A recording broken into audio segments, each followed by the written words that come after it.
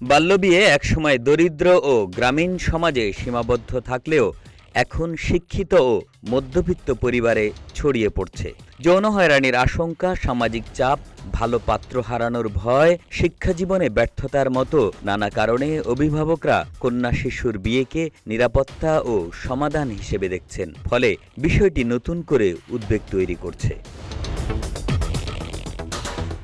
বর্তমানে কন্যা শিশুর নিরাপত্তার সঙ্গে বাল্যবিয়েকে এক করে দেখার প্রবণতা বাড়ছে। যৌন হয়রানির আশঙ্কা থেকে মেয়েকে রক্ষা করতে অনেক পরিবার অল্প বয়সে বিয়ে দেওয়াকেই সহজ সমাধান হিসেবে বিবেচনা করছে। 2013 সালে কর্নেল ল স্কুলের লিগ্যাল ইনফরমেশন ইনস্টিটিউটে প্রকাশিত child marriage in Bangladesh cause, consequence and legal framework শীর্ষক গবেষণায় বলা হয়, মেয়েদের যৌন হয়রানি নিয়ে পরিবারগুলোর মধ্যে গভীর উদ্বেগ রয়েছে। দ্রুত বিয়ে দিলে মেয়ে নিরাপদ থাকবে এমন ধারণা বিশেষ করে মধ্যবিত্ত পরিবারে বেশি দেখা যায়। শুধু প্রাতিষ্ঠানিক শিক্ষা দিয়ে এই বিশ্বাস দূর করা যাচ্ছে না।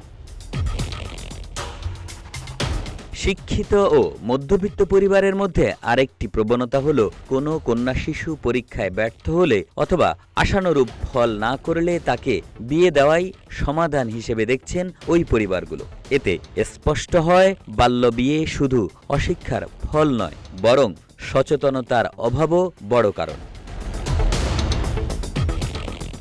ইউনিসেফের ফেয়ার ফর গার্লস সেফটি শীর্ষক গবেষণায় বলা হয়েছে, দরিদ্র পরিবারগুলো অর্থনৈতিক চাপ কমাতে মেয়েদের অল্প বয়সে বিয়ে দেয়। অন্যদিকে শিক্ষিত ও সচ্ছল পরিবারেও সামাজিক মর্যাদা, সম্পর্কগত জটিলতা ও নিরাপত্তাজনিত উদ্বেগ বাল্যবিয়েকে উৎসাহিত করে।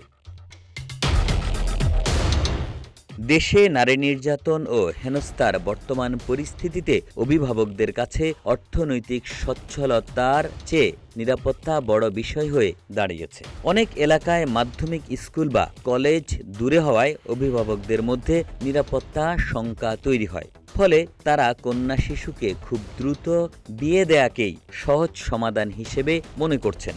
এক্ষেত্রে স্বাস্থ্য, শিক্ষা, তথ্য, স্থানীয় সরকার সহ সংশ্লিষ্ট সব মন্ত্রণালয়ের সমন্বিত উদ্যোগ প্রয়োজন। পাশাপাশি কাজী ও ম্যারেজ রেজিস্ট্রারদের সচেতন করা এবং আইনের বাস্তব প্রয়োগ নিশ্চিত করাও গুরুত্বপূর্ণ। একে আজাদ, রূপালী বাংলাদেশ।